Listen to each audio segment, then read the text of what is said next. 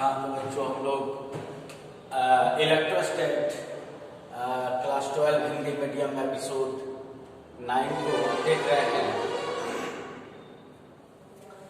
इसमें हम लोग गॉस का प्रमेय जो है गॉसेस थ्योरम समझने का प्रयास करेंगे और इस गॉसेस थ्योरम को समझने के पहले कुछ रिक्वायर्ड टॉपिक्स हैं जो उसको समझाने में आवश्यक है, इसको समझेंगे। जैसे सबसे पहले बात करते हैं एक टॉपिक इलेक्ट्रिक फ्लक्स की। इलेक्ट्रिक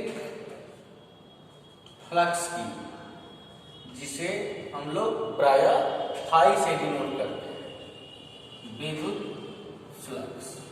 कहीं कहीं साई से भी डिनोट किया जाता है। इलेक्ट्रिक फ्लक्स क्या है? विद्युत बल रेखाओं की संख्या है। जैसे कोई यहाँ पे प्लेट है, अब एक कोई प्लस चार्ज है तो यहाँ से इलेक्ट्रिक फोर्स लाइंस गुजर रहे हैं, तो इस प्लेट से कितना इलेक्ट्रिक फोर्स लाइंस गुजरा, ये इस प्लेट का इलेक्ट्रिक फ्लक्स हुआ। अगर कोई ये प्लस चार्ज है, इसकी चारों ओर ये स्फीयर है, तो इस चार्ज के कारण कितनी इलेक्ट्रिक फोर्स लाइंस गुजरी इससे, यही इलेक्ट्रिक फ्लक्स हुआ। यानी किसी तल में, तल के लंबवत दिशा में किसी आवेश के कारण किसी तल के लंबवत दिशा में गुजरने वाले विद्युत बल रेखाओं की संख्या को विद्युत फ्लक्स कहते हैं, है ना। तो ऐसे भी इसको डिफाइन कर सकते हैं कि किसी तल के लंबवत गुजरने वाले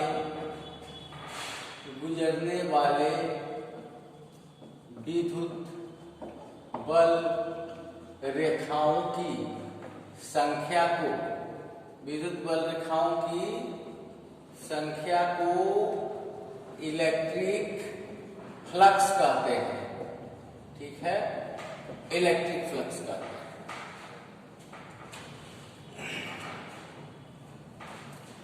या ऐसे भी कह सकते हैं कि किसी तल के लंबवत गुजरने वाले विद्युत बल रेखाओं की संख्या है ना, किसी तल के लंबवत गुजरने वाले विद्युत बल रेखाओं की संख्या है। इस फ्लक्स को आप ऐसे भी दिखा सकते हैं।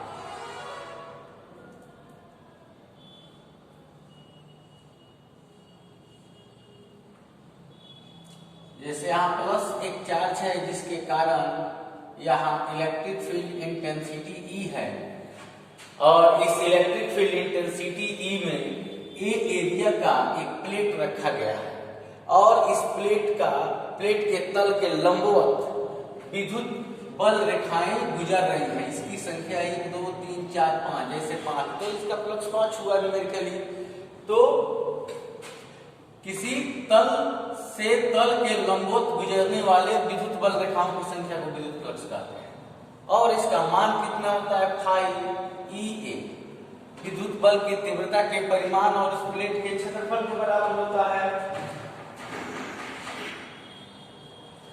तो किसी तल से गुजरने वाला इलेक्ट्रिक फ्लक्स यानी विद्युत फ्लक्स उस तल के क्षेत्रफल एवं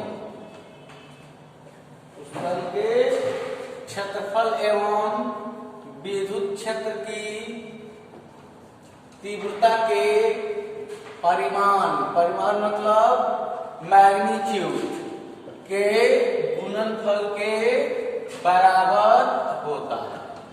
ठीक है, तो ऐसे भी एक दूसरा डेफिनेशन आप लिख सकते हैं।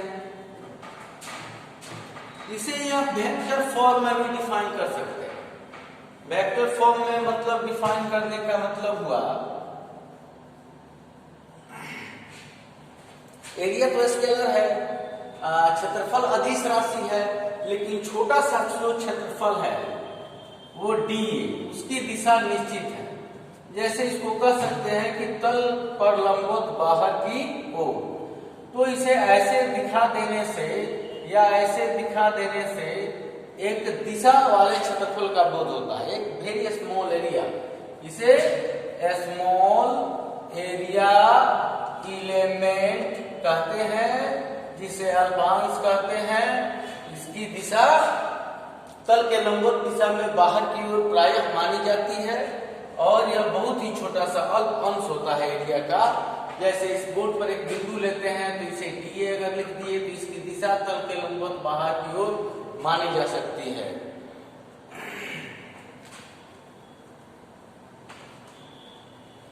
तो यहाँ पर ये जो है, यहाँ से इलेक्ट्रिक फ्लक्स गुजर रहा है। विद्युत बल रेखाएं यानी इलेक्ट्रिक फोर्स लाइंस के संख्या को ही विद्युत फ्लक्स कहते हैं।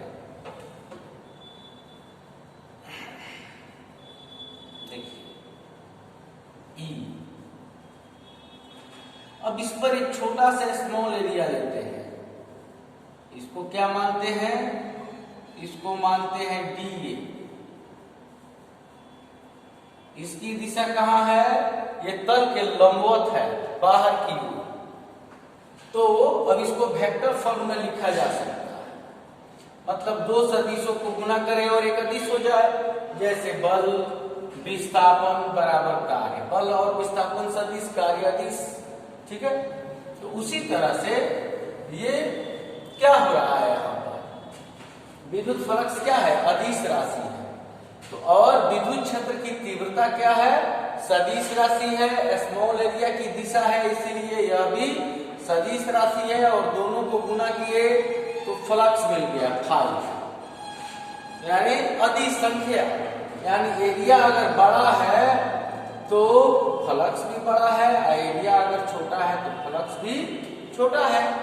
ई तो एक समान है क्योंकि यहाँ का चार्ज जो है वो एक समान है। क्योंकि आप जानते हैं कि ये प्लस, एक बार बताया भी गया है कि प्लस अपने सेंटर से बाहर की ओर बल लगाता है ना।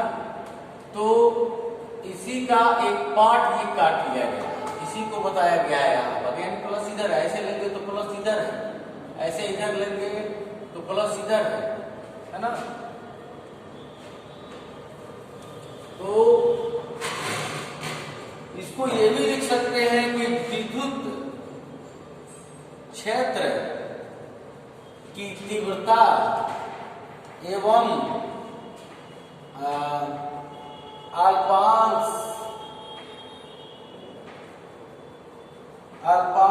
बी का अदिश गुणन उस अल्पांश से गुजरने वाले विद्युत फ्लक्स के बराबर होता है।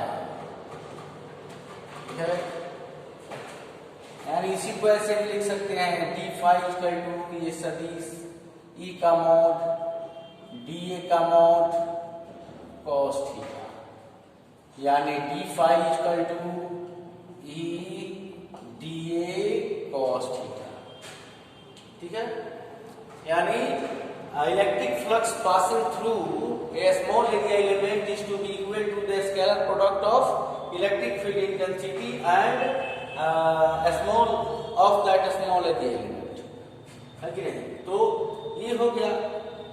तो इस तरह से आप इसको डिफाइन कर सकते हैं, यानी किसी तल से तल के लंबवत गुजरने वाली विद्युत बल रेखाओं की संख्या है, या एक अदिश राशि है क्योंकि एक संख्या है।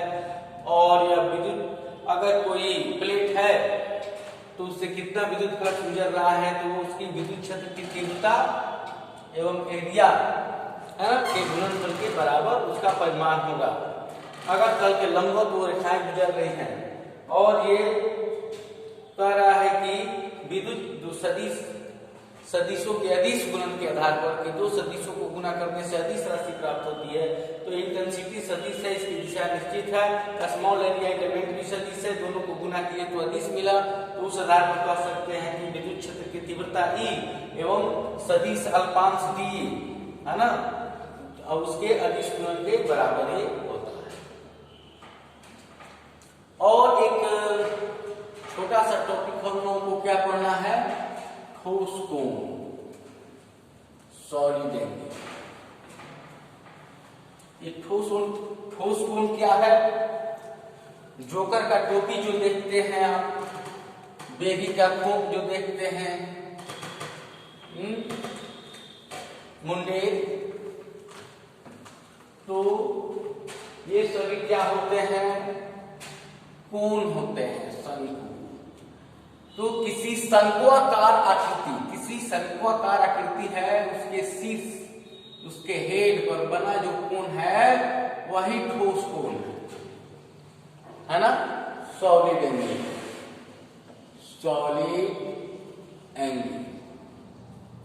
ओमेगा, इसको एस्टेरेडियन में मापते हैं, ठोस कोण। तो ये लिख सकते हैं कि किसी शंक्वाकार आकृति के शीर्ष पर बना कोण, किसी शंक्वाकार आकृति, कॉनिक शेप आकृति के शीर्ष पर बना कोण जो है, बना कोण क्या कहलाता है, ठोस कोण कहलाता है, सॉलिड एंगल कहलाता है। दूसरा ये डेफिनेशन दे सकते हैं कि जैसे मान लो ये गोला हो, तो इस गोला के कारण किसी पॉइंट P पर अगर ठोस एंगल, सॉलिड एंगल बन रहा है, इसका रेडियस R है, तो किसी गोले के कारण किसी बिंदु पर बना ठोस कोण उस गोले के पृष्ठीय क्षेत्रफल A तथा उसके त्रिज्या के वर्ग के अनुपात के बराबर होता है। तो ओमेगा इक्वल टू एरिया कितना होता है, 4 पाई r स्क्वायर। ये रेडियस अगर r है तो 4 पाई r square by r square, तो ओमेगा इक्वल टू 4 पाई एस्टेरेडियन। ठीक है, इसका डेफिनेशन क्या होता है, ऐसे लिखेंगे कि किसी गोले के कारण किसी बिंदु पर बना ठोस कोण उस गोले के पृष्ठीय क्षेत्रफल एवं उसकी त्रिज्या के अनुपात के वर्ग के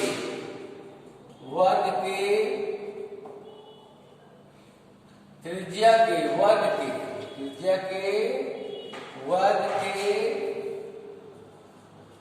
अनुपात के बराबर होता है। ठीक है, तो इससे क्या मिला, इस डेफिनेशन से ओमेगा इक्वल टू 4 पाई एक वेक्टर फॉर्म में भी इसको डिफाइन किया जा सकता है।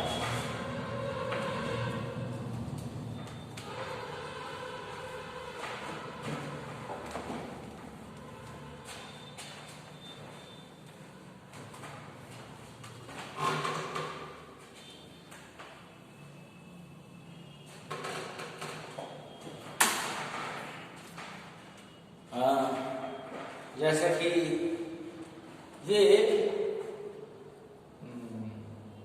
मान लेते हैं कि ये कोई स्मॉल एरिया है D, ठीक है,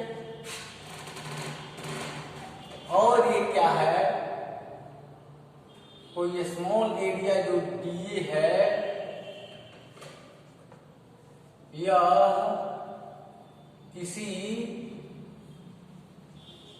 यूनिट वेक्टर से थीटा कोण पे है। ठीक है, इसका रेडियस कितना है, r है।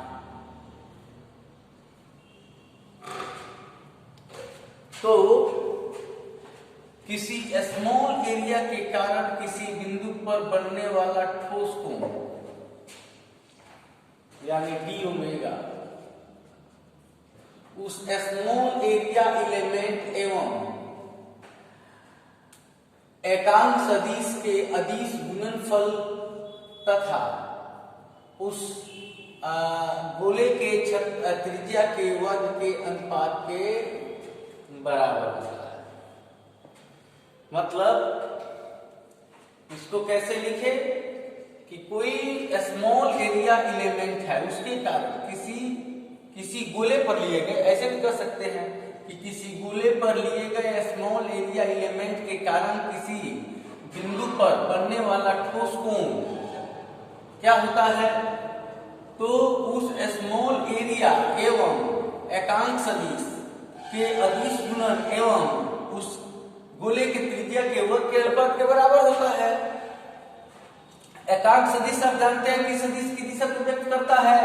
जैसे कोई जा रहा है यहां से 30 मीटर पर सेकेंड, तो हमने क्या किया, हमने डिफाइन कर दिया कि एक्स एक्सिस है, इसको हम एक्स एक्सिस मान लेते हैं, वहां से जा रहा है 45 डिग्री। तो एक्स एक्सिस क्या है, आई कैप या जे कैप या के कैप, एक्स एक्सिस या वाई या जेड है, क्योंकि इसमें से किसी को भी एक्स, किसी को भी वाई, किसी को भी जेड माना जा सकता है। तो ये यूनिट वेक्टर है जो किसी वेक्टर को डिफाइन कर रहा है।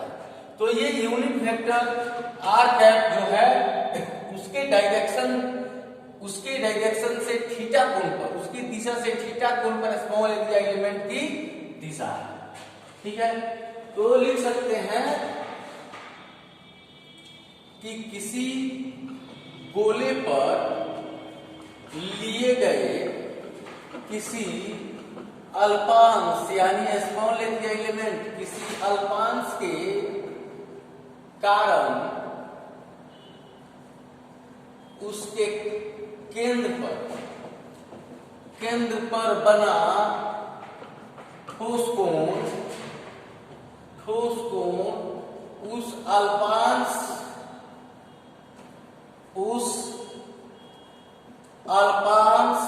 एवं एकांक सदिश के अदिश गुणन एवं उस गोले की त्रिज्या के वर्ग के अनुपात के बराबर होता है। ठीक है, इसको आप कैसे डिफाइन कर सकते हैं, D omega equal to A dot B का मोड ऑफ बी, इसको आप ऐसे लिख सकते हैं आर कैप, ये एकांक सदिश यूनिट वेक्टर आर कैप और A dot B A B cos theta mod of B cos theta by R square. ठीक है, सबको ऐसे ही आर मान लो यार, आर मानना ही है। ठीक है, तो ये हो गया आर स्क्वायर। तो ये हुआ डी ओमेगा, ये डी यूनिट वेक्टर का आई कैप जे कैप या के कैप का मैग्नीट्यूड 1 और ये cos theta by R square.